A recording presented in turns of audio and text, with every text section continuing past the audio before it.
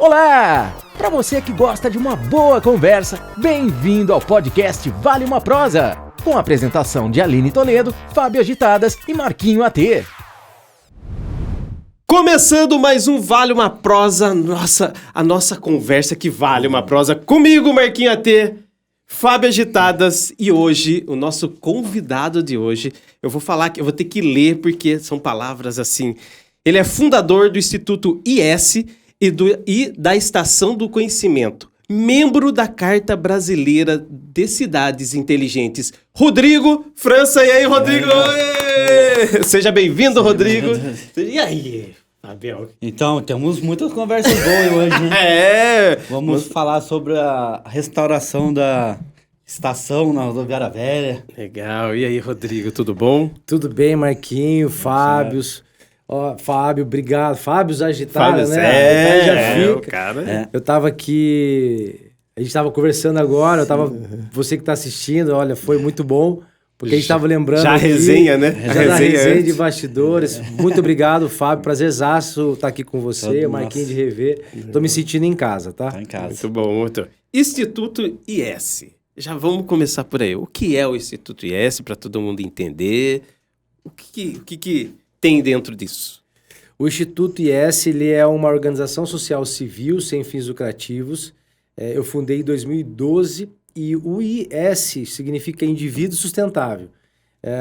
Eu sou formado em administração e me especializei em gestão de pessoas. E aí, no MBA de gestão de pessoas, numa disciplina, o professor estava falando lá sobre a questão de governança corporativa e ele colocou uma frase na lousa que me chamou a atenção. Sabe aquelas frases que dá um estralo? E ele colocou assim, a percepção ao ambiente induz o comportamento humano. E aquilo foi um gatilho para mim, depois eu fui me aprofundar e percebendo rapidamente a situação do mundo, da questão do desenvolvimento sustentável, da questão de mudanças climáticas, das mazelas sociais, eu percebi que a gente realmente é muito mais instigado, muito mais envolvido no que o nosso inconsciente percebe ao ambiente, e essa percepção inconsciente é o que dita as nossas tomadas de decisões, as nossas ações, muitas vezes até involuntárias. Então, eu me aprofundei nessa questão do desenvolvimento humano, depois eu fui fazer uma especialização em sustentabilidade, e aí nasceu naturalmente esse desejo de fazer realmente algo para o terceiro setor. E aí fundei o Instituto IS como uma fábrica de ideias, que a gente chama de think tank, né, para realmente estar desenvolvendo projetos no ponto de vista de desenvolvimento humano, sustentabilidade e tantas outras coisas. Então, o IS é de indivíduo sustentável. Caramba! Tá vendo só? Então, tá vendo como que é legal saber?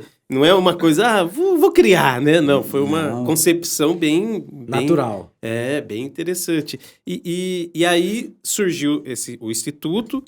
E o que depois, né? E acho que depois, qual que foi a ideia de você montar todo esse projeto bem interessante em Taubaté, da estação, das coisas que vocês já montaram e o que vem por aí, né? Qual foi, assim... qual foi o pensamento, né? O start. Eu achei aquele local, vou fazer isso. Olha, pode dizer que foi meio que uma estratégia Rony Taquetal. Aquelas estratégias que saem assim naturalmente, mediante uma necessidade. As coisas nascem, né? Eu digo que a estação, ela nasceu de um download espiritual. Eu sou uma pessoa muito espiritualizada, eu sou cristão protestante, e nasceu da vontade de Deus, de fato, porque a estação estava ali abandonada há 36 anos, eu não estava nem aí para a estação, de fato, porque eu nem reparava nela. Né? Você pergunta às vezes... Taubaté não reparava ali. Não reparava. Aí, raras pessoas sabem que tem uma estação de trem na cidade. Sim. Então, a gente está fazendo esse trabalho, as pessoas, uma estação de trem, Taubaté, aonde? Eu falei, ali na Rodoviária Velha. Aquele prédio abandonado ali é a estação de trem? Falou, Então, eu não percebia. Mas, coube a Deus me provocar durante 3 vezes, 3 domingos consecutivos.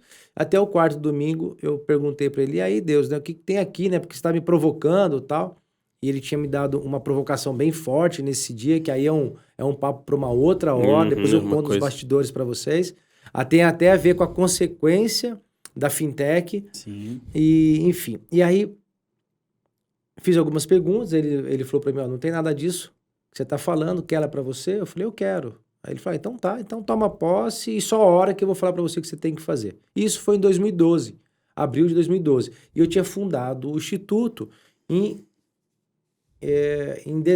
novembro de 2011, com foco no desenvolvimento humano e na questão ambiental.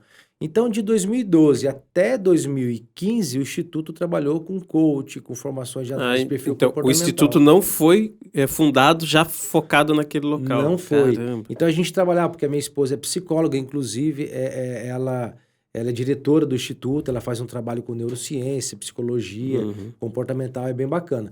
E aí, a gente trabalhou de 2012 até 2015 com o Instituto, eu era representante comercial, eu e ela, nós tínhamos uma distribuidora de suplementos, e aí quando foi nesse processo contínuo do Instituto, até 2015, trabalhando nessas duas áreas, e ao mesmo tempo tentando descobrir o imbróglio e resolver a situação da estação, que aí a gente conseguiu a cessão do governo federal, porque a estação ela é federal, e ela estava sob a concessão da MRS, que hoje é uma das nossas apoiadoras. E aí foi assim, aí quando foi 2015 que a gente conseguiu a cessão, eu falei, não, agora eu preciso focar só na estação. E aí a gente abdicou de tudo, eu entreguei a distribuidora, a representação, e o Instituto parou de fazer todo outro tipo de trabalho. Eu fiquei full time no projeto da estação. E levou quanto tempo, né, que você já mais ou menos falou, mas quanto tempo de ideia de criar, quero criar isso, até você conseguir finalizar e abrir o espaço, vamos dizer assim. Eu sei que porque leva um tempo de documentação, de projetos, aprovações. Essa é a primeira fase, Marquinhos. Durou 3 anos. Justamente essa fase aí, até ter o direito de 20 anos de uma sessão única. Porque a gente não queria fazer um termo de posse ou um termo de permissão de uso que fala, né? Na verdade, não é nem posse, é permissão de uso. Então, ou um uso compartilhado com a concessionária. Porque a gente não ia ter garantia do que o nosso projeto poderia continuar. Então, 3 anos a primeira fase. Depois que nós conseguimos a cessão, foram praticamente 1 ano e meio de estudo e projetos, aí aprovações com o DEFAT, porque ali é um prédio tombado pelo CONDEFAT. Até que a gente conseguiu fazer um convênio com o município, aí um convênio municipal aprovado pela Câmara permitiu com que viesse o primeiro recurso financeiro, e aí esse recurso financeiro nós iniciamos o projeto de restauro do armazém. Conseguimos trazer outras empresas, outros patrocinadores, porque aí uma vez que você coloca dinheiro, o dinheiro começa a atrair dinheiro. Sim, e era um grande anseio, né, da sociedade, da cidade, ver aquilo restaurado. Então aí essa fase, a primeira fase até o restauro do armazém, foram praticamente aí, vamos colocar 3, 4, 5 anos. Né? Então inauguramos em 30 de novembro de 2017. 2017. O armazém. E aí, 2018, 2019, fizemos 109 eventos, dos mais variados tipos. Passaram 11 mil pessoas, incubamos uma ONG de canto durante 2 anos, todos os sábados, aulas gratuitas, fizemos campanhas preventivas, eventos de lançamento de livros, abertura para festivais da cidade, Café com Viola, com a Secretaria de Cultura, na época o Márcio Carneiro. Fizemos o lançamento da Jornada pela Cultura do Estado de São Paulo, em Taubaté. Então fizemos muita coisa, né, ali. O que a gente não faz? Né? A gente estava conversando. O que a gente não faz ali? A gente não faz evento religioso, político-partidário, festa, qualquer tipo de festa ou balada, ou aniversário, e casamento. O resto a gente faz. E hoje é aberto para locação. Também, para locação. Para locação. Além dos nossos eventos, a gente tem alguns eventos dos parceiros também, dos patrocinadores. Inclusive, se eu tiver alguma empresa que queira ser um parceiro, um patrono ali, pode entrar no site lá, estaçãodoconhecimento.com, que tem vários resultados. Então, a gente acaba que, às vezes, oferecendo até o auditório para esses patrocinadores. E a gente acaba que alugando, porque é uma forma da gente rentabilizar para fazer o custeio da manutenção. Sim, sim. Legal. Bacana lá. E esse, até o patrocínio, não sei, vou colocar, ele é patrocínio direto ou ele tem uma isenção de alguma coisa? Você tem alguma isenção fiscal? Enfim, tem isso? Então, tem. A gente trabalha com todas as mobilidades. Era aquilo que a gente estava conversando, né? Da questão da produção, sim, né? sim, de como atrair. Uhum. Então, a gente trabalhou com crowdfunding. Então, soltamos para a cidade. Existe hoje plataformas de crowdfunding que você pode levantar recursos coletivos, né? Sim. Mas a gente acabou que não utilizando porque a gente queria sentir de maneira orgânica o engajamento da cidade. Não foi muito grande, foram poucas pessoas, mas houve realmente um engajamento. Então, algumas pessoas patrocinaram quantias pequenas e recebia lá um brinde, um botão, um bota, uma caneca, enfim. Tem os patrocinadores direto, que aí são cotas, né, que sai do budget de marketing, então eles acabam que patrocinando. Teve o convênio com o município, e aí esses foram as três recursos próprios que a gente colocou ali. E aí, dessas 4 formas, a gente precisava, então, concluir o restauro da estação, do armazém. Por quê? Para entrar na fase mais cara, que é o prédio da estação e a plataforma, a gente está falando de 1.500 metros quadrados de plataforma, mais quase 450 metros de prédio principal, iria precisar de muito dinheiro. E aí a gente saberia da dificuldade de atrair isso de maneira direta. Aí a gente precisaria de um mecanismo fiscal de incentivo à cultura, que no nosso caso foi o PRONAC, né? Que dá através da Lei Rouanet. Só que para a gente conseguir o direito da Lei Rouanet, para um projeto de restauro de patrimônio, o proponente, que aí no caso seríamos nós, precisava já ter um case, ou seja, um caso de um patrimônio restaurado. Então não adiantava a gente começar de repente pela parte mais cara. O instituto, ele era novo, então eu não sou arquiteto, as pessoas até acham que eu sou arquiteto. Eu sou um palpiteiro, gosto das coisas lá. Vamos ver. Gosto, vai ficar bom, vai dar certo. Vai dar certo. E aí eu gosto de aprender, então eu aprendo muito com os profissionais. E aí eu sou curioso e fico perguntando. E hoje a informação está disponível para todo mundo. Exatamente. Então aí eu faço a lição de casa e acabo que indo depois ver em loco. E aí não adiantava a gente ter entrar com o primeiro. Então eu aprendi bastante no armazém, e aí com o êxito do armazém, aí a gente pôde conseguir a Lei Rouanet. Tá. E já conseguiu aprovar ela? Conseguimos aprovar a Lei Rouanet. Legal, muito legal. Ali vai ficar um lugar bonito ali, né? Cara, vocês estão convidados para lá, inclusive um dia para fazer uma gravação, um podcast. Fazer um podcast lá. Pode fazer um podcast lá. Legal. Então... E a estação é o que vai vir. Você tem hoje é o armazém que tá em atividade, né? E tá em atividade? Voltou? Como é que foi esse lance da pandemia aí? A pandemia, ela trouxe ela revelou dois lados de uma mesma moeda para a gente. Ela revelou, primeiro, a fragilidade daquilo que a gente achava que fosse um plano de negócio ideal.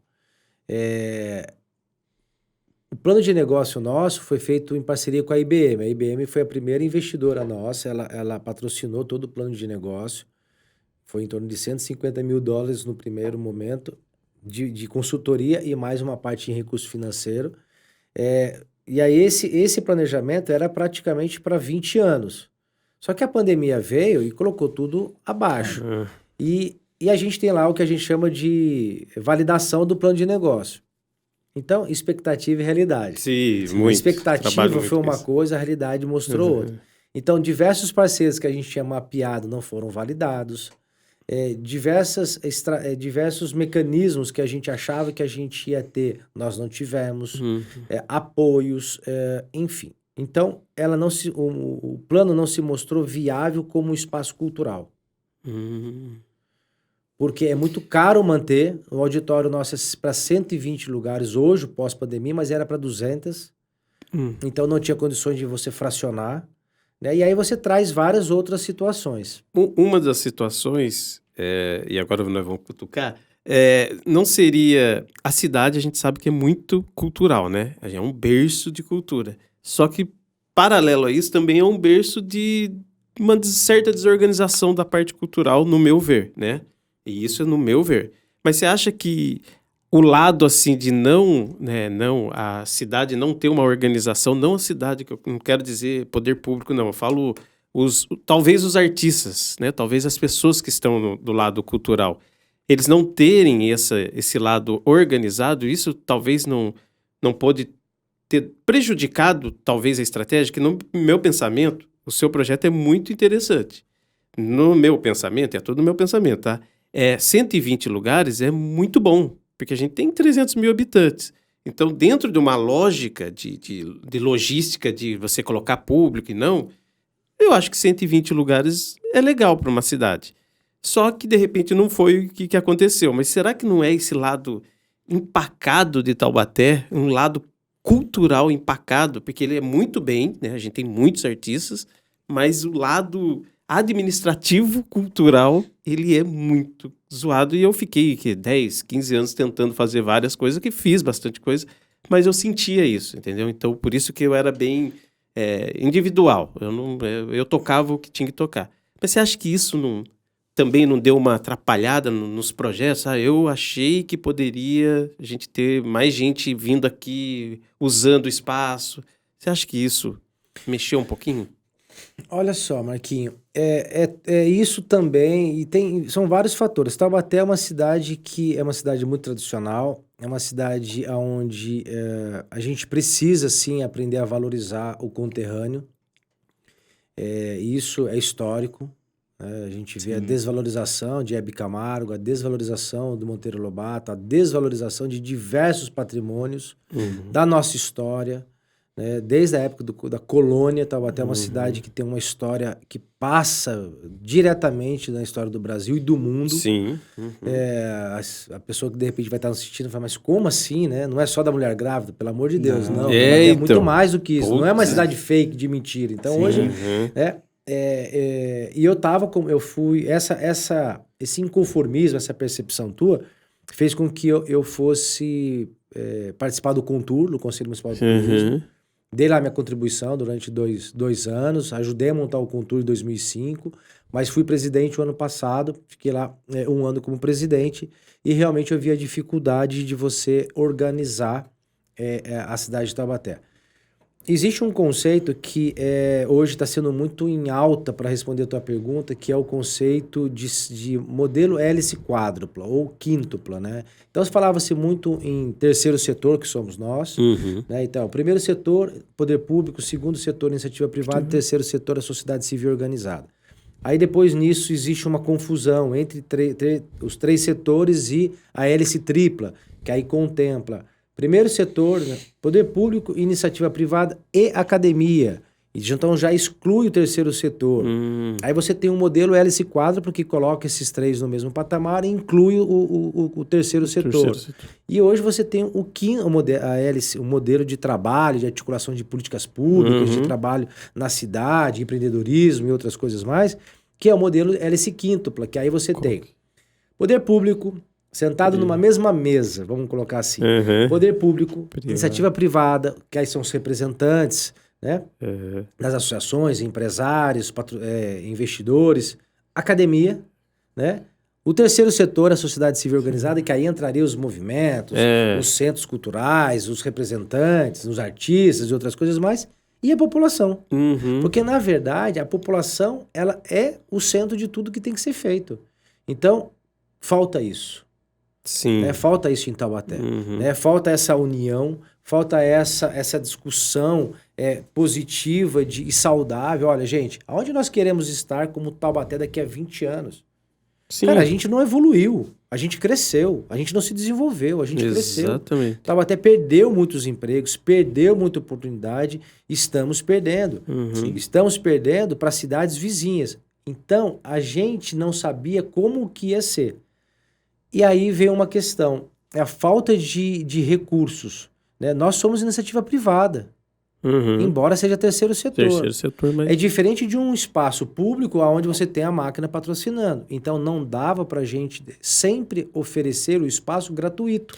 Sim, com certeza. Então, olha, eu cedo, mas eu posso até ceder a título de custo, mas tem que ter uma paga de um custo, o que não acontecia. Então, nos 2 primeiros anos, onerou demais a gente. Imagino. E aí o foco não era só fazer o evento. Uhum. O foco é restaurar todo o complexo. Então, o nosso foco estava no principal. A gente só tinha subido ali o primeiro, Até para primeira carimbar, base. para Até carimbar chegar- o primeiro documento. Até chegar no topo do Everest, a gente estava ali na primeira base, no acampamento Sim. base. Uhum. Então, a gente estava aprendendo, fazendo aquela se familiarizando com isso, com a região, né? com o setor. Então, a gente percebeu essa dificuldade. Quando veio a pandemia, pra gente foi bom, por quê? Porque a gente pôde focar na meta. E aí o resultado tá aí. Já tá. Pô, legal. E quando eu falo isso, né, essa articulação, é porque eu via muito isso, né? Quando eu entrei, assim, na cultura de Taubaté, eu falei, pô, eu vou entrar para dar uma força como produtor. E eu, cara, tentei de todas as formas e vi isso. Agora, eu acho muito engraçado a cultura querer um espaço gratuito, sendo que nem o espaço que é da cidade é gratuito. Então, a gente paga hoje para usar o Teatro Metrópole, paguei muito ali pro teatro, pago os impostos e tudo mais. Então, eu acho que isso tem que vir, acho que quase que da academia, assim, quase lá de trás, falar, você tem que ter uma percepção do que é cultura e o que é a parte administrativa da cultura. Parte, né, você tem que fazer dinheiro. A cultura não é só pegar dinheiro, inclusive, né? Inclusive, essa coisa que é distorcida. Eu pego dinheiro dali, de um incentivo fiscal e faço tudo de graça. Também não é assim. Então, tem que ter essa... Eu acho que o seu projeto é muito interessante. Eu fico até meio triste quando você fala 120 lugares é muito. E não é para ser muito. Era para a gente ter público todo dia ali, sabe? Enfim, já fui em algumas outras cidades e vi os incentivos. Inclusive, você falou de uma coisa de incentivo fiscal municipal. Eu briguei com a Câmara Municipal por muito tempo com os advogados, briguei no sentido de ser os advogados junto comigo da Câmara, e a gente escreveu toda uma lei de incentivo municipal, mapeando ali Ouro Preto, Jacareí que tinha, São José, Jacareí nem sei como é que tá agora, mas São José tinha, a gente pegou tudo isso aí e começou a criar, mas o negócio não foi para frente. E isso seria uma ajuda para você, porque hoje as produtoras, os artistas, com incentivo, você falou acho que na resenha, com um incentivo municipal, estaria te ajudando ali e usando o espaço. O poder público, é perfeito sua colocação, o poder público, ele tem esse papel, né? Na verdade, a cultura, o turismo em Taubaté, eles sempre foram deixados de lado. Sim. Com todo respeito a todos os prefeitos que passaram, mas é um fato. E quando tenta se fazer, não se faz da forma com que tem que ser feita. Taubaté precisa passar por uma reformulação. Uhum. Então, por exemplo, precisa ter uma lei de incentivo à cultura, tem que ter um fundo à cultura acessível. O plano de doação de terras na cidade tem que ter a contrapartida das empresas no social, Sim. no cultural. Então, isso tem que ser fiscalizado. Não é a empresa receber uma terra com a promessa de gerar tantos empregos, não gerar e ficar só na promessa, e não ter uma paga social ou cultural. No meu ver, na minha opinião, não deveria de ser cobrado nenhum aparelho público para aquelas entidades cadastradas da cidade. Então, assim, um Teatro Metrópole não deveria de ser pago para a sociedade. Esse é a minha opinião, do poder público. Que aí não é justo as pessoas quererem não pagar na prefeitura, né, que tem essa obrigação e esse dever de incentivar a cultura, porque isso gera receita para a cidade, e querer forçar a iniciativa privada, uma organização social civil sem fins lucrativos, que não visa lucro, mas precisa de dinheiro e precisa de lucro, porque nada se faz sem dinheiro. Lógico. E é isso que não fica claro, sabe, Fábio? Para você fazer uma produção de um evento, quanto que não custa? Né? Quanto que não custa a hora o custo hora de um espaço como esse. Sim. Então, isso que não às vezes parece que não entra na cabeça das pessoas. Mas eu acho que o problema assim, é mais do público. Então, as empresas não conseguem, por exemplo, eu não conseguiria pagar por alugar um espaço porque eu não tenho público, dependendo do que eu for fazer em Taubaté. Porque Taubaté, eu já tentei de tudo aqui, de eventos e tal. Se não for festa de balada, esquece. Porque o Marquinhos fez muito produção de teatro. Então, os stand-up ainda leva a gente. Mas se você trazer um musical, Então, é difícil. E eu só E a fui galera- pro stand-up. Porque a galera não vai. Exato. Peças Então, de teatro, por exemplo, peças não de vou. teatro, um stand-up, Musical mesmo um que você musical falou. bem legal. Fiz alguns.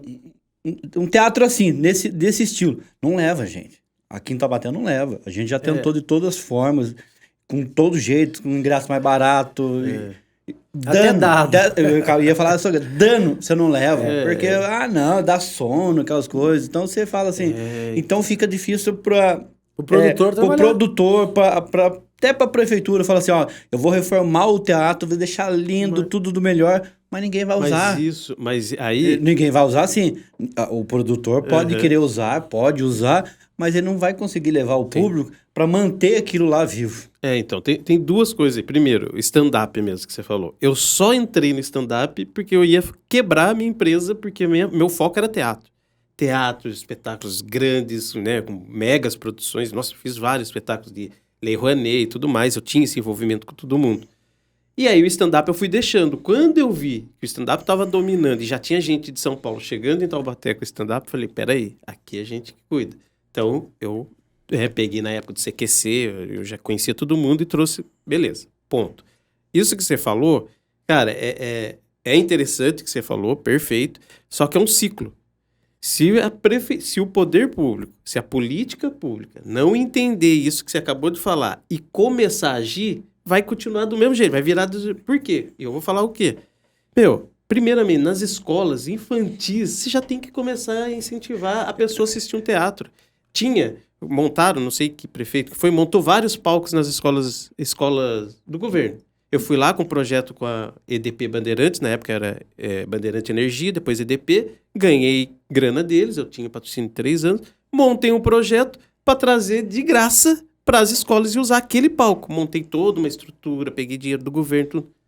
Como que eu conseguia marcar? Eu que estava dando um negócio que foi premiado em 28 cidades. Não valoriza, né? Aí a cidade nossa, com artista nosso, era artista, tudo nosso, era tudo nosso. Projeto aprovado aqui, fui lá em São Paulo, te peguei o dinheiro da Bandeirantes, não consegui usar. Então, se não tiver uma política cultural envolvido com isso, para começar desde a base, eu fiz várias crianças assistirem teatro infantil lá atrás. Eu comecei tomando prejuízo, mas no meu pensamento era, não, eu sei que eu vou criar um público de teatro para assistir os meus shows, meus espetáculos lá na frente. Juro. Tem uma menina que trabalhou comigo, é produtora, hoje ela é produtora. Ela assistiu, a primeira vez que ela foi no teatro foi espetáculo infantil nosso lá atrás. Eu tenho um monte de gente que fala assim, com 30 anos, 20 anos, que fala, pô, Marquinhos, minha primeira vez que eu fui no teatro foi um espetáculo que acho que foi você que trouxe. Uma semente sua, né? Entendeu? Então, mas isso era um produtor querendo fazer isso. Para uma cidade de 250, 300 mil habitantes, não rola. Então, se tem um ciclo, daqui a 5 anos, você tem público no seu espaço. Exatamente. Entendeu? Então, eu penso lá na frente. Agora, não dá um produtor, daí eles abrem, daí não tem incentivo produtor local, aí vem produtor de São Paulo, arrebenta de fazer as coisas, aí você vai para outra cidade fazer, para você é mais caro do que... É o que você falou. Em Jacareí, para alugar aquele teatro lindo lá, grande lá de Jacareí, se eu sou produtor chegando lá para falar, é um valor. Se é um produtor local, é menos da metade do valor. Por quê? Porque ele é local, eles estão ajudando o produtor local. E Jacareí está fazendo um trabalho maravilhoso, uma das cidades mais culturais. E é muito doido, né? Porque a gente sempre fala assim, Taubaté é uma cidade cultural. E é de fato. Né? E para você ver como que tudo também permeia na questão da política, e a política é o que move nossas vidas, né? Poxa, Taubaté tinha tudo para ser um MIT, município de interesse turístico, há um tempo atrás, e por uma força política de pessoas da cidade, foi deixado na gaveta. Sim. Então, assim, por quê? Por questão política. Então, assim, eu não vamos aprovar porque eu não quero, eu sou político, eu não quero que o outro político leve o louro, enfim. Então, quem paga é a sociedade e a cidade. São José dos Campos foi eleita uma cidade do estado de São Paulo, uma das mais culturais. Você fala, cara, como? Tem. O Sesc, né, faz muita coisa. Lá você tem a Fundação Cassiano Ricardo. Enfim, como eu não sei, né? Porque também não chega pra gente. Tinha né? a Fundação Zé Mira lá, que eu Então, assim, participava. a gente precisa repensar o que a gente faz da cidade e a gente precisa repensar como a gente faz o Vale. Eu sei que São José voou na parte da cultura. Eu sei que São José que Jacareí é uma das cidades que mais receberam incentivos e recursos público e privado na parte cultural no estado de São Paulo. Recebeu assim, muito recurso e está fazendo. E a gente está ficando para trás. Então, não dá para a gente ficar culpando só o poder público? Não. Ele tem a parcela de responsabilidade? Tem, e tem muita, porque é ele que catalisa. E ainda mais no conceito de economia 4.0, né, que a gente fala hoje da indústria 4.0, isso começou na Alemanha, com a decadência da indústria automotiva, que é pujante na Alemanha, né? A gente nem precisa comentar, né? A Volkswagen vem de lá. E o governo incentivando. Fala, olha, eu ponho o dinheiro, mas vem cá academia, vem cá empresários, então eu faço a minha parte, mas depois vocês continuam. Sim. Então, esse conceito de catalisação do poder público começou na Alemanha, que hoje é a economia 4.0. E que a gente precisa pensar na cidade 4.0. Então, Sáudio, eu estava conversando com o Sáudio esses dias aí, o Sáudio já foi até no evento de lançamento da obra, de restauro, lá da estação, e aí eu falei, Sáudio, olha, conta com a gente. E o Sáudio falou assim, puxa, que bacana ver uma organização social civil fazendo um trabalho desse para um legado da cidade e que era um legado antigamente. É do Império aquele patrimônio. Né? Então, é isso, sabe, ô Marquinho? A gente tem essa dificuldade, sim, né? O processo todo do Covid fez com que a gente repensasse a forma. Então, a gente decidiu aí tomar um outro rumo. Legal. Né? Em prol da cidade. E aí, esse prol da cidade é o fomento do desenvolvimento sócio e econômico.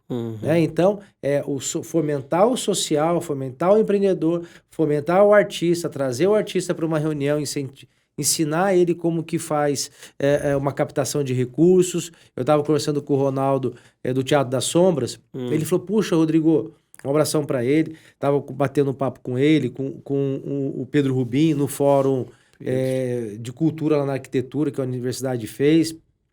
A gente estava conversando. Eu falei pro Ronaldo, ele ficou feliz, né? Ele falou, puxa, você conseguiu recursos lá pro restauro, eu acho que é uma próxima pauta nossa, né? Mas eu tô fazendo já um spoiler, e ele falou assim, cara, como é que faz? Eu falei, cara, vamos fazer o seguinte, reúne todo esse pessoal, que um dia eu passo aí faço um workshop para vocês, ensino e conto na maneira aplicada como é que eu fiz. É fácil? Não, são 10 anos.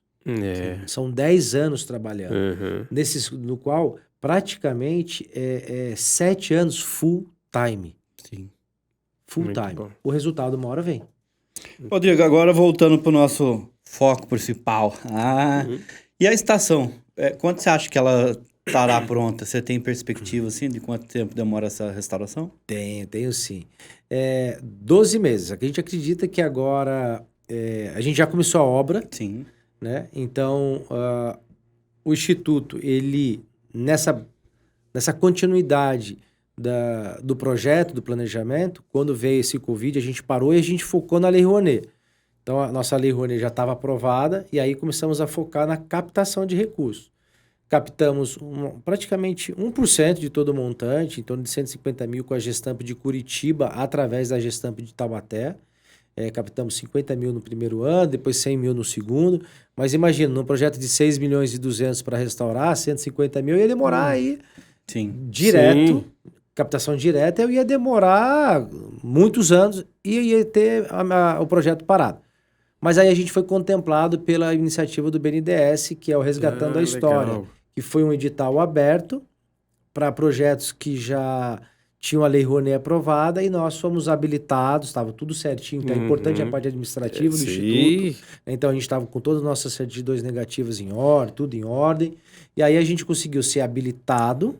E de 168 projetos que foram escritos, 29 foram contemplados. 2 no estado de São Paulo, um desses dois é o nosso. Que legal. Então, no estado de São Paulo teve a estação, que aí foi o apoio financeiro do BNDES, da EDP e da MRS. EDP também. EDP.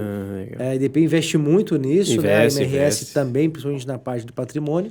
E um que foi em Santos, que é o museu, o Teatro do Coliseu. Teatro Coliseu, que eles vão restaurar pela iniciativa do Resgatando a História. E aí, com a gente capitalizado, né? Então a gente conseguiu atrair todos o recurso que a gente precisava. Então, iniciamos a pré-obra em janeiro, fizemos o lançamento agora do restauro, do início das obras, e agora esse mês a gente já começou a obra. Então já tem contratação de pessoas de Taubaté, está gerando emprego para Taubaté. Emprego, exatamente. Tem pessoas da cidade trabalhando, então até dezembro o cronograma é que a estação esteja pronta. E a hora que eu estiver pronto, como que será lá os espaços lá? Eu também. Cara, O que vai acontecer lá dentro? Olha, a gente que trabalha com criatividade, a gente tem que segurar a nossa mente, porque senão você faz a Disneylândia. Né?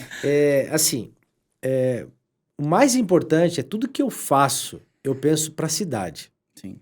Tudo que eu faço eu penso no perrengue que a gente já passou enquanto jovem. Sim. Eu penso no jovem. Cara, quantas coisas a gente tinha que fazer para levantar dinheiro, né, numa situação, às vezes, até menos favorável, por um lado, porque hoje você tem o advento da tecnologia, coisa que a gente não tinha. Fácil, né? Mas também a situação do mundo é outra, enfim. Então, tudo que eu faço na estação, eu faço pensando para o jovem, eu faço pensando para o idoso, eu faço pensando para o empreendedor, para todo mundo, né? Então a estação ela tem que ser inclusiva, ela tem que ser para todo mundo. Só que como que você faz isso de uma maneira organizada, de uma maneira financeira? Então esse realmente era o grande desafio. Não validou a questão cultural, a questão educacional. Nós nunca tivemos uma visita de uma escola municipal na estação. Então... Nunca. Inclusive... Setembro, então aí eu não preciso falar nada. Falei, cara, como que a gente tem aqui um patrimônio desse a gente não recebe? Sim. Né? Recebíamos universitários do direito e uma turma da arquitetura. Né? Então, ali na frente. Então você não tem essa preocupação nem de saber, poxa, quem é, vamos conhecer, tem alguém fazendo. Então, essa questão de curiosidade também tem que ser recíproca, né? Sim, mas, enfim, lógico. Sabendo como a gente optou por fazer o trabalho de maneira que contemple todo mundo. Então, não validou a cultura, não validou o turismo e não validou a educação. Rasga tudo, o Covid veio para isso, reformula tudo. Então, você traz a questão do que era o turismo, a cultura e a educação, ela permeia tudo. Né? Sim. Aqui a gente está fazendo um projeto educativo também. Além de ser um projeto de empreendedor, um podcast, mas é um projeto de educação. Exato. Traz isso para a economia criativa. Então, o Instituto percebeu que aonde a gente tem que seguir o dinheiro. Sim. Aonde é que está o dinheiro?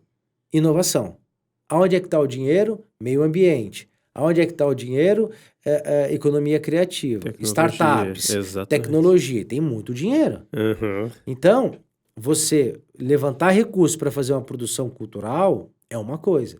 Você, né? Sim. Para levantar um capital, para fazer um teatro, uma peça, a gente custava muito. Mas para fazer muito tempo. E às vezes a gente não conseguia. Mas para levantar recursos, para fazer um evento de cidades inteligentes, bastaram-se 5 ligações e eu consegui 30 mil reais, o que eu levaria praticamente um ano para conseguir 30 mil reais se eu conseguisse para a área da cultura. Então o que nós fizemos? Traz tudo para o conceito de economia criativa. Então a estação no pós-restauro, ela vai ser focado nas indústrias da economia criativa. Cultura, artes, músicas, teatro, cinema, rádio, audiovisual, arquitetura, patrimônio, turismo, gastronomia, design, moda, engenharia, games, software. Tudo isso está ali dentro da economia criativa. E, ao mesmo tempo, cidades inteligentes. Né? Então, é onde a gente faz parte da carta e ajudamos a construir o documento oficial junto com o governo federal do documento em cima do marco legal das startups e das cidades inteligentes. Então, a gente uniu esses dois conceitos para trabalhar as verticais ou os setores, tudo com com um contexto de inovação. Então, de repente, é pegar o artista que ele não tem recurso para ele pagar, de repente, para ele fazer um palco, mas aí ele trazer ele aqui para dentro, ele faz aqui dentro de vocês uma peça que transmite para todo mundo. E capitaliza muito mais, com muito menos dinheiro. Então, é realmente dar condições para as pessoas pescarem em outros rios, que já exauriu aquele rio que o cara tá sempre... Cara, não tem mais peixe ali. Sim. Não dá para você fazer aquilo que você fazia há 20 anos atrás. Porque nem sempre aquilo que você fazia, que dava certo, vai dar certo hoje. Né? Exatamente. Então, a estação, Fábio, ela vai ser esse hub que a gente chama. Isso que eu ia ponto falar. de conexão. Então, ela vai ter um espaço museológico, um memorial, na nossa memória da cidade, ferroviária, do café, vai ter um espaço, uma loja vitrine para o artesão, para o artista colocar ali gratuitamente a figureira, o tiozinho da palha, do cara da cachaça, qualquer coisa. Vai ficar ali gratuito. Vai ter uma parte gastronômica que a gente vai fazer um chamamento público para quem é do ramo vir e explorar o espaço. Vai ter uma área de leitura, um coworking, um auditório. Aí o auditório vai ser menor para que a gente possa ter essa adesão melhor. Um espaço de cafeteria e um espaço de inovação. Além de outros atrativos que a gente vai estar ali, que aí é o dia a dia. Não seria uma incubadora. Também. A ideia nossa é também ter a possibilidade de incubar projetos, desde que a gente levante capital, recurso E ajude, né? Aí você chega lá, por exemplo, um empreendedor, uma startup ou um empreendedor, ele passa por um ciclo de aprendizado e aí ele passa a ser incubado para depois ele ser acelerado e de repente trazer investimento junto com fundos de investimento. E ajuda ele a acelerar e ele também ajuda o espaço a... Eu já tirei para o prefeito e falei, prefeito, você precisa fazer uma lei de incentivo a cultura forte, mas principalmente na questão de incentivo à tecnologia, isenção. Então você tem hoje cidades que fazem essas isenções para empresas com base tecnológica se instalarem na cidade. Ele gostou bastante, muito provavelmente ele deva... O Saúde é bem aberto, né? Então... E tem uma incubadora bem legal, né? Em Taubaté tem um espaço bem... Tem um HIT. Né? É o Hub de Tecnologia. Bem legal, eu fui visitar. O HIT o conceito do HIT nasceu através da minha provocação com o Júnior Ortiz. Ele nasceu dentro da estação. Eu conversava muito com o Júnior. Eu falava, Júnior, a gente precisa ter um parque tecnológico, mas um parque tecnológico diferente. A gente precisa começar com um hub. Vamos buscar fazer esse hub aqui dentro da estação, assim, assado. Mas aí o momento da estação não era o momento que precisava. Então eu falei, olha... sinta-se à vontade, livre para você ir empreender para outro lugar. Aí veio um primo meu, Giovanni Mariotto, que é da Energy Telecom, entrou com todo o apoio e aí a prefeitura fez o HIT e que está trazendo um resultado para a cidade. Né? Mas o HIT ele tem uma vocação específica dentro de alguns setores. A ideia nossa é fazer algo diferente, né? Sim, mais amplo também. Porque você parte do uso inteligente de um espaço antigamente abandonado. Sim. E pelo tudo que você falou que teria ou vai ter aí dentro, isso vai ficar aberto para visitação? Tipo, isso também tá pegando o turismo, né? Uma pessoa que chega na cidade, eu quero visitar, vai lá, vai ter um balcão de turismo. Então bem a ideia nossa é ter um balcão de informação turística. E aí fazer conexão com hotel, a gente criar materiais. Aí os eventos a gente consegue fazer. Porque assim, o turismo ele é uma cadeia produtiva. Sim. Então a gente tem que pensar na construção do trade turístico. Na todo o mecanismo de todos os parceiros dentro de uma engrenagem como se fosse um relógio. Então, o turista ele chega na cidade de Taubaté atraído por algo. Ou porque ele veio visitar alguém, ou porque ele trabalha aqui. Ou ele está de passagem cidade dormitório. Só que você chega e pergunta para as pessoas no hotel... aliás, assim, eu vou lançar um desafio aqui. Vou fazer uma provocação para você aí, que é seguidor do Vale Uma Prosa, que parabéns aí pelo projeto. Deus abençoe vocês. Amém. Fazer uma provocação para você taubatiano aí e para vocês aqui. Tenha um dia de turista na cidade. Incorpora a persona do turista e chega assim, olha... Chega em qualquer lugar e fala assim, olha, eu gostaria de saber de um balcão na rodoviária, em qualquer lugar. Tem um balcão de informação turística na cidade? Aí, no hotel, moço, por exemplo, olha, eu tô aqui, vai se hospedar dia num hotel. Sim. E fala, olha, o que eu consigo fazer, o que eu faço em Taubaté? A resposta clássica, olha, Taubaté não tem muita coisa para fazer. Tem o sítio do Pica-Pau Amarelo, mas tá meio zoado. Você tem o Taubaté Shopping, você tem o Via Vale Shopping. Mas olha, a gente tá pertinho de Campos Jordão e de Ubatuba. Exato. Cara, Taubaté não é Campos Jordão e não é Ubatuba. Exato. Cara, Ubatuba é Ubatuba, Campos Jordão é Campos Jordão. É parecido. Taubaté é Taubaté. Mas por quê? Porque falta uma educação empreendedora. Falta uma participação da academia, das entidades, de fazer esse treinamento, esse preparo para que exista um receber as discurso. pessoas. Mas eles querem fazer, mas não está organizado. Aí você entra nessa coisa que não tem começo, não tem fim, e a Exatamente, gente daí perde vira- oportunidade. É o que eu... Exatamente. É igual, por exemplo, você falou do Júnior, né? O Júnior criou os parques na cidade, que eu achei que ia melhorar esse lado cultural da cidade, né? Uhum. Porque, por exemplo, você vai em São José, que é mais próximo aqui, o parque da cidade lá tem evento todo final de semana. Vicentino Aranha, o Parque da Cidade, o Parque da maravilhoso. Cidade. E tem o Vicentina, né? Exatamente. E tem coisa todo final de semana. Você vai nos parques da Baté aqui, não tem nada. Pindamonhangaba, fechado. cara. Já tem... Pinda, eu passava Não, ali sempre fechado. ali. Segunda O parque do cidade Itaim inteligente. lá, eu falei assim, pô, vai ser um parque da hora, né? Porque tinha um trem lá, né? É, Parou tudo no tempo. Cara, você não fica triste quando Lógico que fica, eu lógico fico que fica. revoltado. Então, assim, ó, a maneira mais fácil de eu reverter essa minha tristeza é a revolta. E eu tenho duas formas de eu agir com a revolta. Ou eu parto pro confronto na ignorância, ou eu saio da cidade. O que eu fiz? Eu já saí da cidade há muito tempo. Eu já morei em Florianópolis, já morei em São José dos Campos, já morei em São Paulo. Cara, mas eu amo minha cidade. Sim. A forma de eu poder ajudar a minha cidade, não sendo um político, não tendo a vocação política, não querendo ser um vereador, não querendo ser um deputado ou sendo um prefeito, mas não me conformando e tendo ser proativo e ser revoltado, foi através do terceiro setor. Então, porque assim, ó, Interessante. você falou, tem Campo Jordão. Eu já fiz isso. Porque tem um grupo de WhatsApp, uns amigos de fora, tem um de São Paulo, tem de Curitiba, tem de Florianópolis, tem de Minas, e a gente se reúne todo ano. O ano passado foi em Curitiba. Uma hora lá, a gente foi lá. Esse ano, talvez, a gente faria aqui. E eu falei justamente, vem pra cá, aqui, eu levo vocês pra Campos, levo pra Tuba. Eu já fiz mas muito isso também, velho, vamos fazer o quê? Não tem. Eu já fiz muito isso. Por exemplo, eu namorava a estação ali. Eu já tive altos projetos para aquela estação ali. Agora, quando eu vi reformando, vi pronto o armazém lá, vi externo, né? Nunca entrei lá dentro. Obrigado. Eu acho legal pra caramba. Eu acho que a gente tá começando a entrar numa rota legal. Aí sai a estação. Pô, começar a atrair gente, vem pessoas de fora.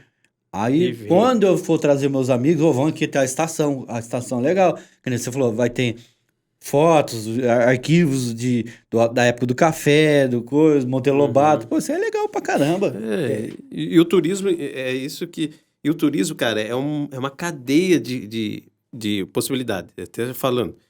Eu até já falei isso aqui uma vez. Quando a gente fazia espetáculo lá atrás, teatro, eu tinha um grupo, mas muito grande de pessoas de Guará, de Cruzeiro, que ligava pra mim perguntando o que tem essa semana. Porque como eu fazia cada 15 dias um espetáculo, e aí eu brincava que eu era o agitador turístico. Porque a maioria era senhorinha, o público mais velho. Sem o Flavinho, né? Lembra o Flavinho? Lembro. Um pouco mais, né, de idade, porque a gente trazia grandes espetáculos. Então, a cidade mais próxima para assistir era Taubaté, daí tinha São José e São Paulo. E aí, o que a pessoa vinha? Muitas vezes vinha van, ônibus, vinha mais cedo. Passava no parque, no Monteiro Lobato, no parque não, lá no sítio, ia pro teatro e do teatro ia pro Toscana, do Paulinho. Nossa. Cara, era um roteiro turístico, exatamente. entendeu? E tipo assim, eu brincava, eu falava muito, o Paulinho me apoiou demais, patrocinou tudo. E eu falava, pô, toda vez que tinha espetáculo ali, e o Paulinho que eu falo, na época ele era aqui atrás do teatro, né? Porque eu sou das antigas, não no Casarão. No Casarão ali, lá do Torra-Torra. Isso. Tá vendo? Isso é flashback mesmo. Depois, quando ele foi pro shopping, também me patrocinava. Mas era legal, sabe? A gente brincava disso, a gente agita o turismo. Porque eu trazia pra cidade 100 pessoas. Exatamente. Entendeu? Era 100 pessoas no mínimo. Então trazia, a pessoa passava. E olha pra você ver como que a gente precisa... Eu vou trazer um fato aqui em cima do que você falou. Aí você falou, no parque, Monteiro... Não, no sítio. Gente, eu vou contar uma coisa pra vocês. A gente tem o sítio do Pica-Pau Amarelo, Sim. o parque do Monteiro Lobato e a gente tem a fazenda do Monteiro Lobato. Cara, vamos lá. Espera um pouco. Cara, a gente tem a fazenda do Monteiro Lobato, que é o Parque do Itaim.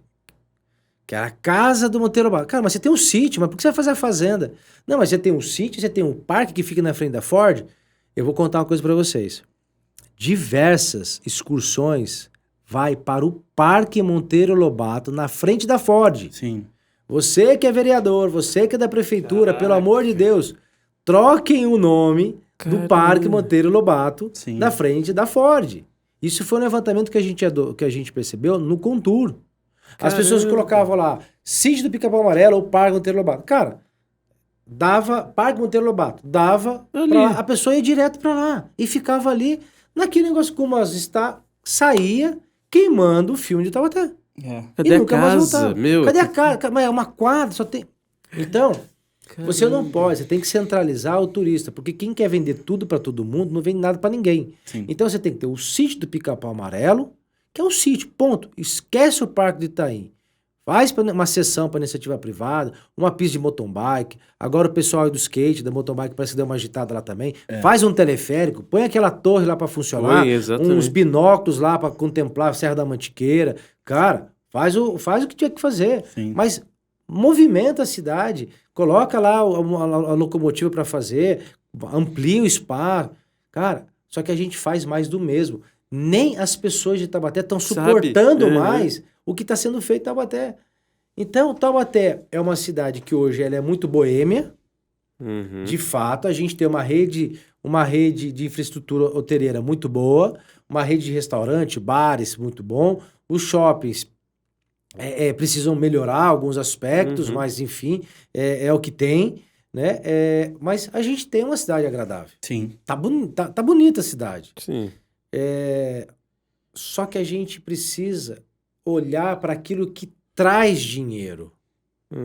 O que traz dinheiro? Cara, a nossa história. Então, uma coisa muito bacana, o que a gente chama de ativo. Então, as pessoas perguntam, como você conseguiu levantar esse recurso? Cara, trabalhando com ativo. Então, qual é o primeiro ativo? Era a estação. Então, eu consegui a estação? Nós conseguimos. Qual era o segundo passo? Vender um sonho. Vender um sonho. Cara, sempre vai ter alguém que vai embarcar no teu sonho. Sonho para uma cidade é diferente de sonho pessoal. O nosso sonho nunca foi pessoal. O meu sonho era de ver a estação restaurada e de ver tudo isso que a gente está discutindo, movimentando. Lógico. Para que a gente possa ganhar dinheiro na cidade onde a gente mora. E não permitir que outras pessoas venham para cá. E aí, esses grandes magazines, cara, que veio para cá, o cara não investe nada aqui, e o cara traz tudo da China e acabou, né? Então, gera emprego, mas só isso. Então, a estação, ela traz essa possibilidade, esse sonho de um novo Taubaté. Aí a gente conseguimos patrocinadores que, cara, eu compro o teu sonho, gostei da tua ideia. E vai colocando, né? Então, hoje a gente está nessa fase de restauro da estação para justamente ter todo esse processo ali dentro. Só que não fica só ali dentro, né? Então, uma vez com que a gente inicia esse processo, né, outras ações vão sendo incentivadas, né? Eu fico, às vezes, chateado com algumas coisas, porque, por exemplo, você conversa com um empresário e você fala assim, empresário, você tem um patrimônio assim, assim, assado. Está totalmente abandonado, tá? Podemos fazer um trabalho em parceria? Não, podemos. E aí você começa a trabalhar, a pessoa de uma maneira muito sutil, ela vai te envolvendo e automaticamente você passa uma ideia e você passa um conceito que ela nunca viu. Ela se apropria daquilo, ela dá um banho-maria em você e aí depois, especificamente, aí passa um tempo, você vê outras pessoas conduzindo exatamente aquele teu projeto. Isso é muito chato, o Taubaté precisa parar com isso, sabe? Mas um ponto aqui pra gente, que é o seguinte, também não temos que ficar só crucificando, Taubaté tem muita coisa boa? Tem. E aí uma coisa interessante, que eu tenho um amigo meu de São José dos Campos, ele fala, cara, São José dos Campos é difícil, cara, na cultura, e ele veio pra Taubaté. Caramba. Então, esse mesmo santo de casa não faz milagre? Às vezes, mas é uma real. Só que assim, a mesma coisa que a gente acha de Taubaté, o cara de São José também reclama. Então eles vêm sempre para Taubaté. E outras pessoas Então, o Vale do Paraíba tem muito disso. Eu não sei se de repente o Vale ou isso é inerente das outras cidades. Uhum. Mas uma coisa é fato. O que a gente precisa é, enquanto região, se organizar. Uhum. Se organizar. Por quê? Porque eu não sei o que está acontecendo em Ubatuba. Eu não sei o que está acontecendo em Campos do Jordão. A gente não sabe o que está acontecendo, de repente, no Vale Histórico.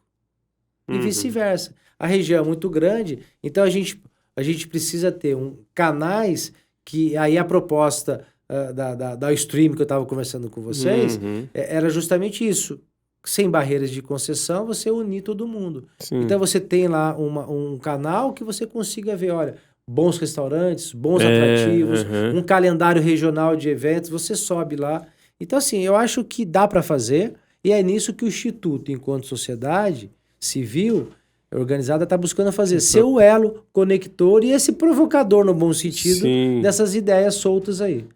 Então, Taubaté, não só Taubaté, mas toda a cidade do Vale, ela faz parte de um grupo das cidades, né? Até uma vez o Ortiz, que era o presidente aí do negócio do Vale. Aí. Codivap, não sei. Acho que é Codivap. A gente tem o Codivap, que é o Consórcio de Desenvolvimento Integrado do Vale do Paraíba, que é um dos mais antigos. É um consórcio, então são as 39 cidades da região metropolitana do Vale do Paraíba, que é um decreto estadual de 2012 do Alckmin. Então a gente tem esses 39 cidades divididas em 5 sub-regiões. Então a gente tem a região do Vale Histórico, São José do Barreiro, o Vale Histórico, né? São José do Barreiro, Bananal, Canas, Ares, enfim. A gente tem a região de Cunha, que é Guaratinguetá, Cunha, Lorena, Roseira. A gente tem a região de Taubaté, né? Essa região de Taubaté. A gente tem a região do Litoral Norte, né? Ali que são as cidades do Litoral Norte. E a gente tem a região de São José dos Campos, que aí pega aqui Caçapava, São José, Jacareí, Santa Branca, Jambeira, aquela região toda. Então a gente é dividido em 5 enquanto região metropolitana. Só que com o consórcio a gente tem Igaratá, Mogi das Cruzes, Guararema. Então aí são, enquanto região metropolitana, 39 cidades, enquanto consórcio, 44. Então, pegando essa ideia sua da estação, essas cidades aqui não poderiam fazer porque daqui para o Vale Histórico, toda cidade tem as estações, né? Não poderia todas elas reformar a sua estação, ficar igual Taubaté e ter um trem no final de semana, turístico, todas as estações. Sensacional. Você pega aqui o Uma trem programação na estação, cultural, você pega, horário, você pega aqui em Taubaté o trem, vai até, sei lá... Precisamos convidar o Tarcísio pra cá, hein? Não, mas não é trem rápido, não é coisa assim. Não, o trem mesmo. Se for o caso, até Maria Fumaça. Seria você melhor passear. Vamos passear. Um dia de fazer essa ação. Para aqui, ó, tem ali almoça ali. Não. Eu sei que daqui pra lá, todas as cidades tem estação. Cruzeiro tem... Ó, Cruzeiro, Nossa, Cruzeiro é bonita, tá sendo mesmo. restaurada. Está sendo restaurada a de Cruzeiro. Inclusive, Cruzeiro tem a Rotunda. Rotunda, eu tô tentando lembrar o nome. Maravilhoso. Cara, é linda. A Rotunda é maravilhosa. Porque em Passa Quatro tem isso, né? Tem um trem lá que dá um rolê lá no... Que sai de Cruzeiro. Cruzeiro, Caxambu... Não sei se é Caxambu, mas vai até Passa Quatro. Quem cuida disso é a BPF, Associação Brasileira de Preservação do Patrimônio Ferroviário. É uma associação, uma OCIP, que ela opera praticamente quase todos os trens de passageiro histórico do Brasil. Então, o que ela faz? Ela pegou todo esse patrimônio ferroviário sucateado, as locomotivas, os vagões, e foram restaurando. E aí eles fazem uma parceria com as concessionárias e operam esses trens em dias e datas específicas. Então, de Cruzeiro vai para Passa Quatro. Caxambu, São Lourenço, Itaúna, aquela regiãozinha ali. Mas eu sei que é de Cruzeiro a Passa Quatro. Aí nós temos a de Bananal. Bananal é a única no mundo, a estação de Bananal. Ela é toda de ferro. Ela é belga. Ela é toda de ferro. Não existe nenhuma no mundo. Inclusive a Bélgica queria comprar e não vender. Queriam levar ela porque é única. Nós temos, então, Cruzeiro sendo restaurado. Vai ficar lindo. Só que aí você faz de Cruzeiro para... um passeio interessante, né? Já tem esse passeio, mas vai ficar mais bonito com a estação. Você tem a de Cachoeira Paulista, que é a mais linda, na minha opinião, assim, das estações do Brasil.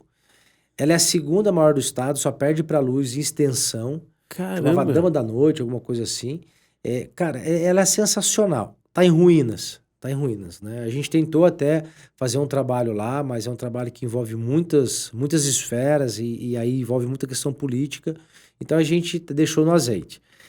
A de Guaratinguetá, ela foi restaurada, tá belezinha, tá bonita. Pindamonhangaba, ela tem um trecho que precisa ser restaurado, mas uma outra partezinha já foi restaurada. Que, Então, inclusive, tiraram de circulação o trenzinho de Piracuama, né? Eu adorava, cara. o Bom Dia pra Tiraram o Bom Dia Campos. pra Campos, tiraram. Eu Os nunca caras roubam, fiz os caras isso. roubam a fiação. Os Cara, caras colocam a fiação, daqui a pouco o trem para porque roubaram a fiação do... Não, e rouba agora pino, estão roubando os pinos. agora tão roubando- É Gente. perigoso. E aí você tem a de Taubaté, que agora está em fase de restauro, você tem a de Caçapava, que é pequenininha, que já foi restaurada, a de São José dos Campos, que já foi restaurada também, a Jacareí, ela existe, é um centro cultural, mas não tem mais a linha de trem. Aí depois de São José, você tem Guararema, em Mogi das Cruzes, que inclusive foi restaurada e é maravilhosa, e tem um trenzinho lá rolando. Então, gente, é o seguinte, firmamos uma parceria, vou dar aqui um Spoiler. Gente, firmamos uma parceria com a BPF, visando realmente a possibilidade de ter um trem de passageiro turístico em datas ocasionais. Com o novo marco ferroviário, que foi feito pelo governo anterior, federal, junto com o então governador, né, ex-ministro da infraestrutura e hoje governo de São o Paulo. governo do estado de São Paulo, o Tarcísio, por isso eu fiz essa brincadeira.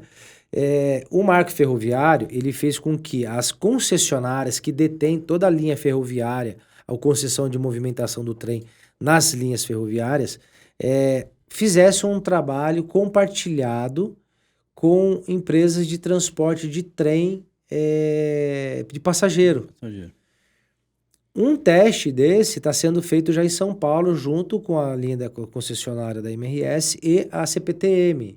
Então você já tem linhas compartilhadas, carga, porque são duas operações totalmente distintas. Né? Então, horários, enfim. Então, trem de passageiro tem que ter horário certo, carga não tem tanto horário certo, né? Depende muito da demanda, enfim. Então, é uma operação delicada, mas que já está sendo colocada em prática. E aí parece que vai ter agora um trem intercidades saindo aí, né? Acho que de São Paulo para Campinas. Sim. O nosso vice-governador é o Felício Ramute, de São José dos Campos, né? Eu até mandei uma mensagem pro Felipe no WhatsApp falando, falei, poxa, vem pra cá, né? Quem sabe, de repente, aí ele nem respondeu, né? Obviamente não vai responder, porque tá cheio de coisa pra fazer lá, mas eu falei, eu vou marcar uma audiência, ele é um querido aí, merece estar na posição que tá, porque fez um trabalho maravilhoso. Então, assim, uma vez que a estação estiver restaurada de Taubaté, a gente pode ter um trem de passageiro turístico em datas ocasionais, né? Através da BPF, a estação só recebe o trem. Sim. Pode. E aí o nosso restauro é importantíssimo para isso. Podemos ter um trem intercidades cortando o Vale do Paraíba inteiro até São Paulo, com as estações sendo restauradas, Cruzeiro, que é a primeira, de Cruzeiro até Aparecer, até Guará, de Guará até Taubaté, de Taubaté até São José, Guararema, São Paulo, cara, aí você já tem. Então, Taubaté está sendo meio que o fiel da balança nisso. E aí, entra aí até com um projeto do vice-prefeito, do vice-presidente, né? Que, quanto o governador nosso, o Alckmin, ele queria fazer o trem de intercidade saindo do Vale do Paraíba. Foi um sonho da vida dele.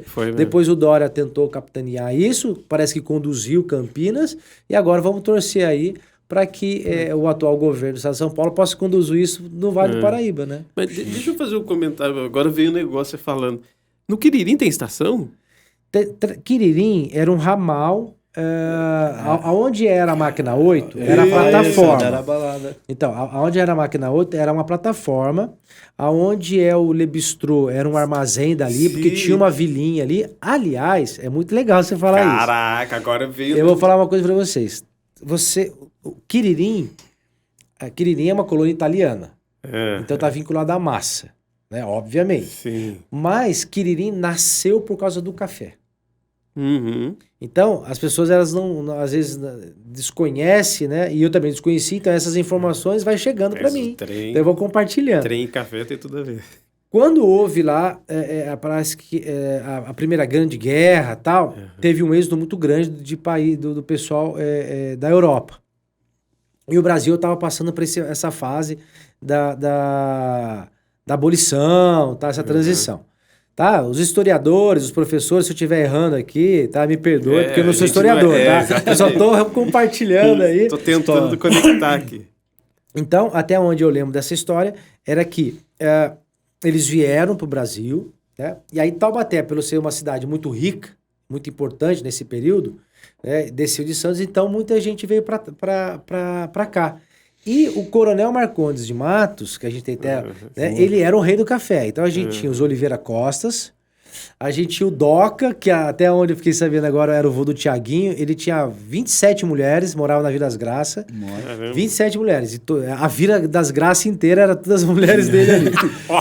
O bisavô do Tiaguinho, do Doca, que também trabalhava com café, também tinha bastante plantação. E o Oliveira Costa. Então você tinha, do ponto de vista político, aí, Oliveira Costa e Coronel Marcondes de Matos. No convênio de Taubaté, que foi a primeira política de café, né? A primeira política de commodities no Brasil, com interferência pública, né? Então era São Paulo, Rio e Minas, para regular aí a questão do preço do café, tá? Mas isso já mais recente, foi em 29. Mas voltando aqui atrás. Quando via muitos imigrantes, esse Coronel Marcondes de Matos fez o quê? A fazenda dele começava no Barreiro, lá no final do Barreiro, Barreiro inteiro vinha até Quiririm. Pequena fazenda do homem. Tudo café. O que ele fez? Trouxe essa mão de obra imigrantes, deu casa, terreno, falou assim, olha, isso aqui é a área de vocês, eu vou ajudar vocês a construir e vocês vão trabalhar para mim na lavoura. E aí foi assim que nasceu o Quiririm. E aí ficou, obviamente, eles foram tendo filhos, aí a cultura italiana se enraizou ali. Então, ali no ramal, a máquina 8 era a plataforma de embarque que ia para o Pinheirinho, ia para outras estações. E você tinha o armazém, o Le Bistrô era um armazém, o restaurante mais na ponta era a bilheteria. E você tinha a casa do maquinista, que era um pouquinho antes até, era uma casinha que a gente brigou ali para não derrubar, mas acabaram aqui derrubando para fazer o aumento da rua ali.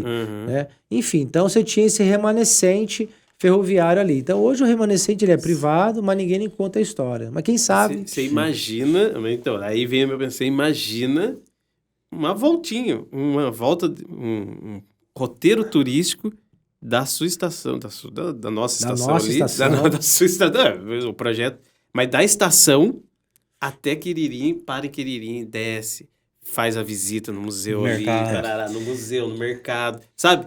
Dá aquele rolê ali do Quiririm, entra no trem, volta para a estação. Fazer. E é possível. O que acontece? Você tem ali... Mas tem um ramal ainda ali? Não tem. Aonde é Vila PI, ali, onde que é ali a Vila do Cigano, ali, né? Onde que foi, ali, naquele veio, que a avenida era tudo a linha férrea. E passava no Bar São Paulo ali. Bar São Paulo, e atrás, passava ali perto do São Paulinho, inclusive do shopping, naquela rotatória do shopping. Tem um trilho lá. Tem um trilho, ali é original. Passava ali. Ele ia até atrás da Ford, Alstom, e ia até Quiririm, onde é essa avenida nova. Dá para fazer? Dá para você fazer. Então teria condições hoje, por exemplo, é um projeto que teria que ser uma PPP, enfim, né? Mas sairia, vamos dizer, da estação, né? Sairia da estação, literalmente da estação, do armazém ali da estação, abre, sairia, faria o mesmo trecho, porque tinha, né? Cruzaria e ia até Quiririm e voltaria. Seria lindo. Então você pode fazer um bondinho, não precisa nem ser um bondinho. Né? Tipo, que nem Santos. Né? E aí eu viajo nisso, né? Eu gosto da história, literalmente eu viajo em todos os sentidos. Então, falei para até uma vez, provocando aí o prefeito, falei, ô Saúde, poxa, por que a gente não pode pensar em alguma coisa nesse sentido, né? Para Taubaté, com o Estado. Então você tem a possibilidade de fazer esse trabalho todo, inclusive saindo de Taubaté para Tremembé. Né? Porque Taubaté tinha a estrada de bonde. A companhia de bonde que era do Visconde de Tremembé, né? Acho que do pai, do avô, do Monteiro Lobato, sei lá. Então, eu, nesse trabalho de pesquisa, eu tenho um mapa original, saindo da estação, da rota inteira. Então, se você pega isso e joga num Google Maps, no Google Maps com georreferenciamento, a gente consegue traçar e ver por onde passar. Obviamente, naquela época, era aquela época. Sim. Hoje, muito provavelmente, você não vai conseguir ter o traçado original. Mas não importa, você faz aí o traçado que tem. Imagina, você sai de Taubaté, vai até Tremembé. Tremembé, você vai até Quiririm. Quiririm, você volta. Bacana. Pela várzea. Isso aí dá pra... vem muita gente de fora vai vir. Então, e aí você tem lá a festa de Tremembé. Cara, dá pra fazer. Precisa ter dinheiro e tem dinheiro. O que precisa? Realmente é pensar grande, porque o mesmo trabalho que você tem de pensar grande é o mesmo trabalho que você tem de pensar pequeno. Exatamente. E, cara, arregaçar Meter a cara, manga né? e meter a cara. O não a gente já tem, né? Exatamente. Meter a cara. Chique, hein? E aí, já foi o... Já, Caramba. caramba. Tô louco pra conhecer a estação. Não, já vamos marcar pra gente ir lá e de repente até fazer um de lá. Ó, imagina. É que... Não, mas lá é um lugar tão charmoso, cara, porque eu passo ali todo dia. Cara, quantas e quantas vezes eu vejo pessoa fazendo ensaio fotográfico ali? Direto.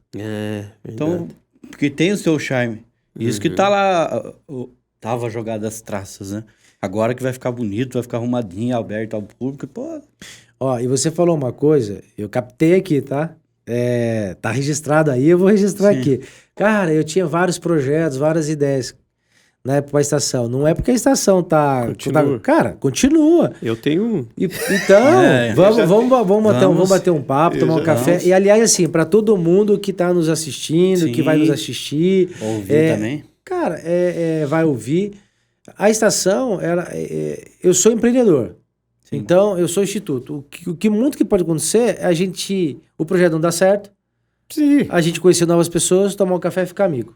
Sim. Então, se tiver fit, tiver dentro da proposta, tiver dentro do escopo, porque a gente tem um escopo, a gente trabalha com compliance, a gente tem um escopo editorial, a gente tem um escopo de investimento, a gente tem um projeto que a gente é muito engessado, a gente não pode sair por questão, às vezes, de sessão. Mas é amplo. Estando alinhado, cara, a gente empreende junto e todo mundo ganha. É win-win. É isso aí. Boa. Rodrigo, agradecer a sua presença. Que isso, eu que agradeço. Engrandece o nosso conteúdo aqui, porque bem legal. Essa história de Taubaté tem que ser dita. Eu lembro que quando a gente começou o podcast, você foi o primeiro a gente procurar, porque justamente para isso, porque eu passo na Rodoviária Velha e vi aquele negócio ali jogado, as traças, falo, cara, não é possível esse aqui do jeito que tá, né? Hoje você tá lá, parabéns você. Obrigado por recuperar aquilo. E eu tô ansioso para ver aquilo lá pronto, cara. Exatamente. Vamos conhecer o galpão, não? Armazém. Vamos conhecer já o tá armazém. Convidado. A hora que quiser isso aí a gente pode ir lá. Já... Formalmente, informalmente, com a família. Não, levar filho, sobrinha, neto, avô. Porque os avós, às vezes, já passaram lá, né? Então, sim. Então a gente tem banco da época do Dom Pedro, tem muita peça antiga lá, é bem bacana. Olha que estão legal, convidados, caraca. tá? É uma viagem no tempo. Boa. Obrigado. Obrigado, viu? Muito obrigado. Obrigado a todos e até a próxima semana. Valeu, galera. Tchau, tchau. A gente fica por aqui, mas voltamos com uma baita prosa na semana que vem. Participe do nosso podcast, acesse nosso instagram.com/valeumaprosa e nos diga quem você gostaria que participasse do próximo programa. Envie perguntas e também críticas. Obrigado e até semana que vem!